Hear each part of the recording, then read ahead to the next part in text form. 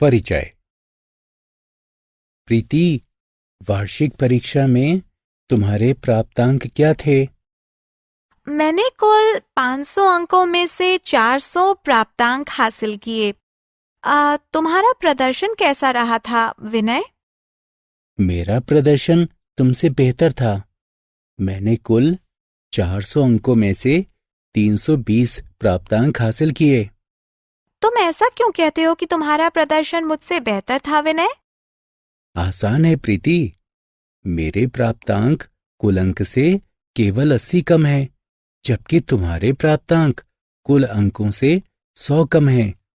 क्या ये बिल्कुल स्पष्ट नहीं है कि मैं शिक्षा में तुमसे बेहतर प्रदर्शन कर रहा हूं? तुम्हारी तुलना गलत है, विनय। वास्तव में मैंने साबित किया है कि मैं एक बेहतर छात्रा हूँ, क्योंकि मैंने वार्षिक परीक्षा में अधिक प्राप्तांक हासिल किए हैं। इस पाठ में आप राशियों की तुलना करना सीखेंगे। उद्देश्य।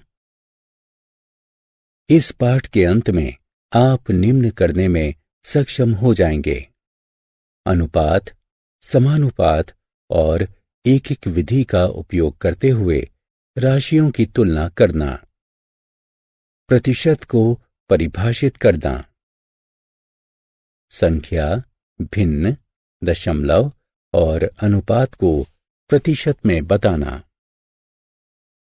प्रतिशत को संख्या, भिन्न, दशमलव और अनुपात में बदलना, वृद्धि, ह्रास, प्रतिशत, लाभ, हानि प्रतिशत तथा साधारण ब्याज की गणना करने के लिए प्रतिशत की अवधारणा का उपयोग करना। राशियों की तुलना।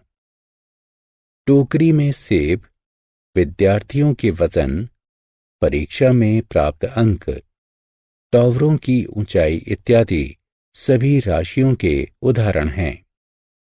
राशियों की तुलना निम्न की सहायता से की जाती है: अनुपात, समानुपात और एक एक विधि।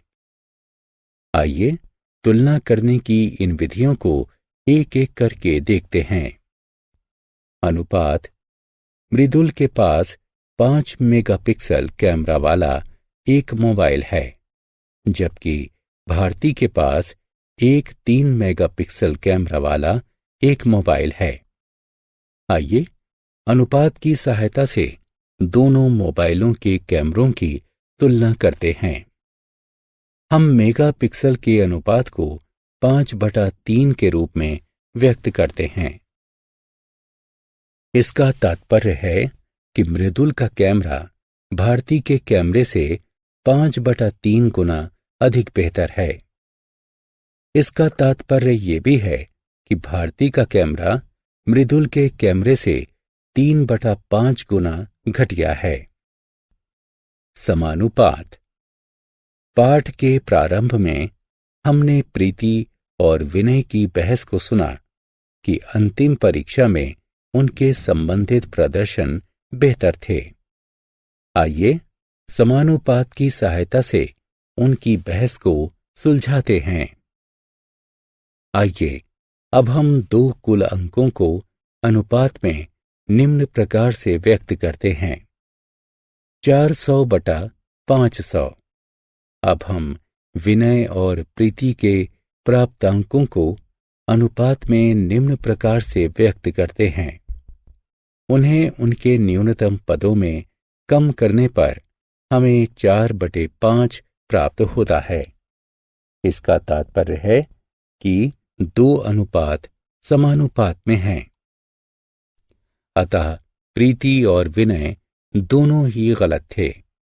दोनों ने अपनी अंतिम परीक्षाओं में समान रूप से अच्छा प्रदर्शन किया।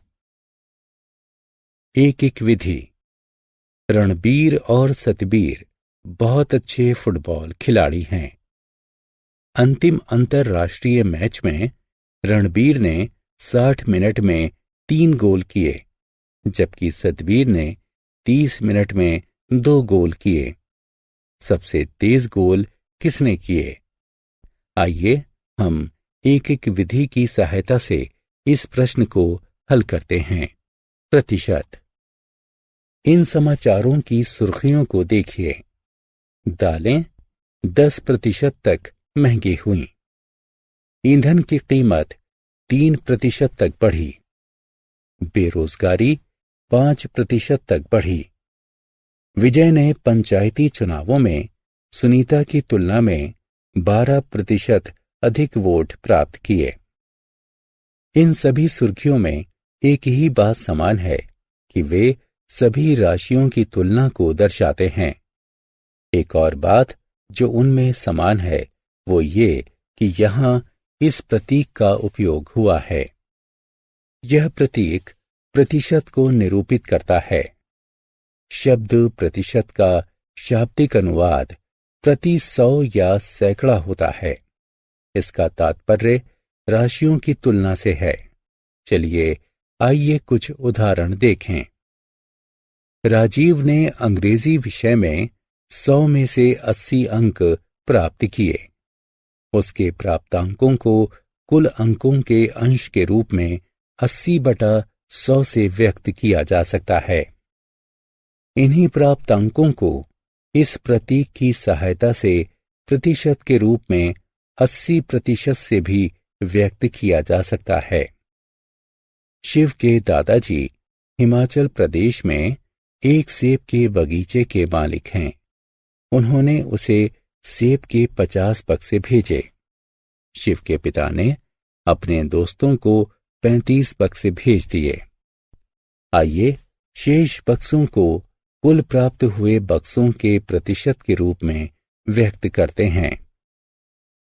50 में से शेष बचे हुए बक्से हैं 50 घटा 35 यानी 15। कुल प्राप्त हुए बक्सों के अंश के रूप में शेष बक्से बराबर 15/50। भाजक को 100 में परिवर्तित करके हल कीजिए। अतः शेष बक्से कुल प्राप्त हुए बक्सों का 30% हैं। आइए एक एक विधि की सहायता से उसी प्रश्न को करने का प्रयास करते हैं। 50 में से शेष बचे हुए बक्से हैं 15। 100 में से शेष बचे हुए बक्से बराबर 15/50 गुना 100 जो कि 30 प्राप्त होगा। अतः शिव के दादाजी की ओर से भेजे गए कुल बक्सों में से 30% बक्से शिव के परिवार के पास हैं। दोनों विधियों से एक ही उत्तर प्राप्त। आत्म मूल्यांकन। ध्यानपूर्वक प्रश्नों को पढ़िए एवं सही उत्तरों का चयन कीजिए। प्रतिशत में बदलना। हम संख्याओं को प्रतिशत में व्यक्त करना सीख चुके हैं। आइए अब हम रूपांतरण करना सीखते हैं। चलिए भिन्न दशमलव तथा अनुपात को प्रतिशत में बदलना सीखें। भिन्न। एक सब्जी विक्रेता के पास प्रत्येक 5 में से 4 टमाटर ताजे हैं, बाकी के सड़े हुए हैं। सड़े हुए टमाटर के अंशों को प्रतिशत में व्यक्त कीजिए। कुल टमाटरों में से सड़े हुए टमाटरों का अंश है 1/4/5 जो कि 1/5 होगा। इसका तात्पर्य है कि प्रत्येक 5 में से 1 टमाटर सड़ा हुआ है। कुल 5 टमाटरों में से सड़े हुए टमाटरों की संख्या 1। कुल 100 टमाटरों में से सड़े हुए टमाटरों की संख्या बराबर है 1/5 गुणा 100 यानी 20 के। अतः कुल टमाटरों में से 20% टमाटर सड़े हुए हैं। दशमलव। एक गांव में महिलाओं की आबादी को दशमलव में 0.55 से व्यक्त किया गया है, तो गांव में पुरुषों की आबादी को प्रतिशत के रूप में व्यक्त कीजिए। महिलाओं की आबादी 0.55 जो कि बराबर होगा 55/100 के यानी 55 प्रतिशत के। पुरुषों की आबादी बराबर 100% घटा 55% बराबर 45%। गांव में पुरुषों की संख्या कुल आबादी का 45% है। अनुपात। एक विद्यालय में विज्ञान वर्ग के विद्यार्थियों को कंप्यूटर विज्ञान और अर्थशास्त्र के बीच चयन करने की स्वतंत्रता है। कंप्यूटर विज्ञान के विद्यार्थियों और अर्थशास्त्र के विद्यार्थियों के बीच का अनुपात 3:2 है। अर्थशास्त्र के इच्छुक विद्यार्थियों को विज्ञान वर्ग में कुल विद्यार्थियों की संख्या के प्रतिशत के रूप में व्यक्त कीजिए। विज्ञान के विद्यार्थियों की कुल संख्या बराबर 3 + 2 बराबर 5। प्रत्येक 5 विज्ञान के विद्यार्थी। अब हम संख्याओं, भिन्नों, दशमलवों और अनुपातों को प्रतिशत में व्यक्त कर सकते हैं। आइए अब हम प्रतिशत को संख्याओं, भिन्नों, दशमलवों और अनुपात के रूप में व्यक्त करना सीखते हैं। संख्याएं। एक चिड़ियाघर में बंदरों की संख्या का प्रतिशत कुल जानवरों की संख्या का 20% है। यदि चिड़ियाघर में जानवरों की कुल संख्या 150 है, तब बंदरों की कुल संख्या ज्ञात कीजिए। 100 जानवरों में बंदरों की संख्या 20 है। 150 जानवरों में बंदरों की संख्या 20/100 गुणा 150 यानी 30 होगी। अर्थात चिड़ियाघर में 30 बंदर हैं। भिन्न। रवीना कपड़ों पर अपनी मासिक आय का 30% खर्च करती है। रवीना के खर्चों को उसकी कुल आमदनी के अंश के रूप में व्यक्त कीजिए। रवीना द्वारा कमाए गए प्रत्येक 100 रुपए में से उसके द्वारा खर्च की गई राशि है 30 रुपए। रवीना द्वारा कमाए गए प्रत्येक रुपए में से उसके द्वारा खर्च की गई राशि है 30/100, जो कि 3/10 होगा। रवीना कपड़ों पर अपनी आमदनी का 3/4 यानी 3/10 खर्च करती है। दशमलव। भारत में एक विशेष गांव ने 85% की उच्च साक्षरता दर हासिल की है। इसे दशमलव के रूप में व्यक्त कीजिए। प्रत्येक 100 ग्रामीणों में से 85 शिक्षित हैं। भिन्न के रूप में 100 ग्रामीणों पर साक्षरों की संख्या है। 85/100 यानी 0.85। 85% को दशमलव के रूप में 0.85 लिखा जाता है। अनुपात। एक विद्यालय में 80% तक शिक्षक महिलाएं हैं। महिला शिक्षकों तथा पुरुष शिक्षकों की संख्या को अनुपात के रूप में व्यक्त कीजिए। प्रत्येक 100 शिक्षकों में महिला शिक्षक 80 हैं। प्रत्येक 100 शिक्षकों में पुरुष शिक्षक 100 घटा 80 यानी 20 हैं। आत्म मूल्यांकन। प्रतिशतों का उनकी संबंधित संख्याओं, भिन्नों, दशमलवों तथा अनुपातों से मिलान कीजिए।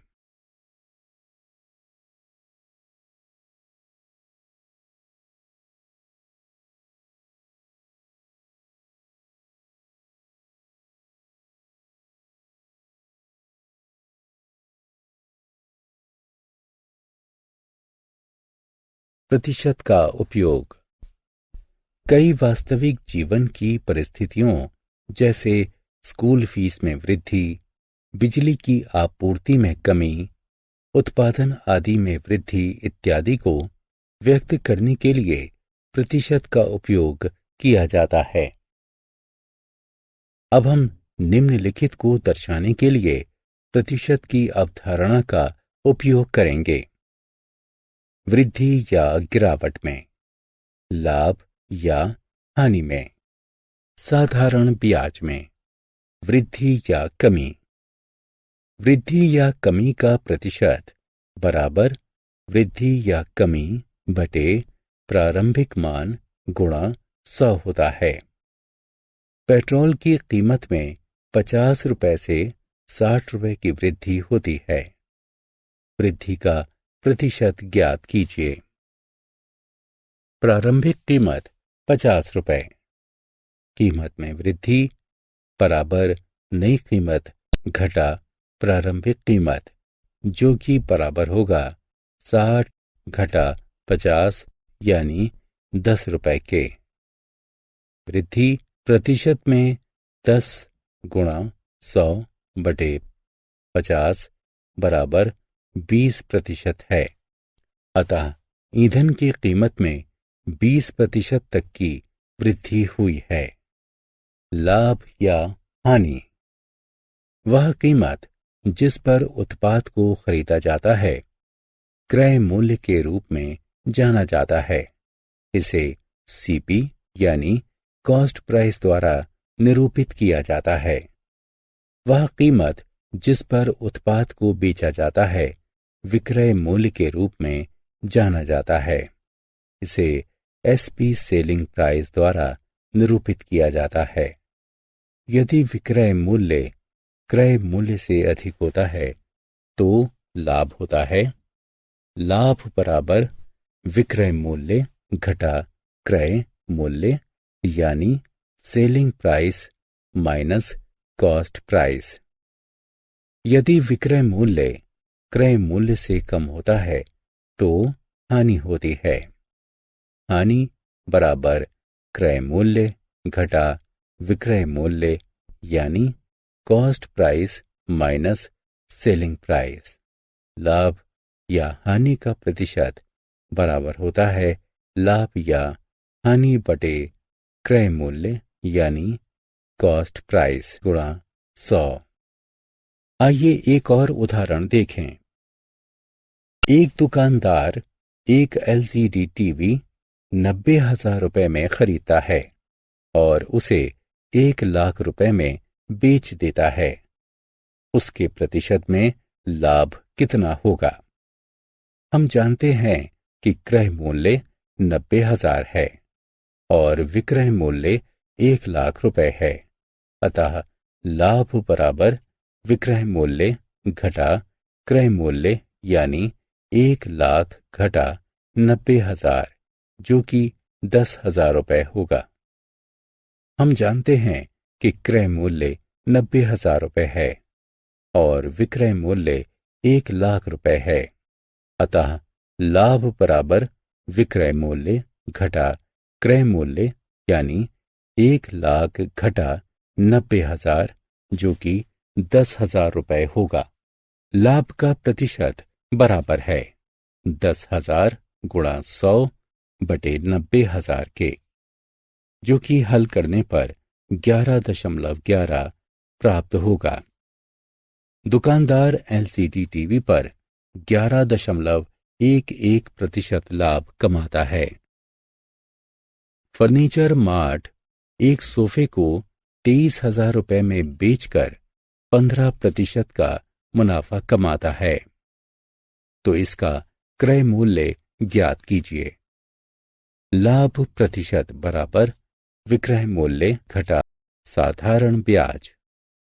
एक बैंक में लोग पैसा जमा करते हैं और उस पर ब्याज कमाते हैं।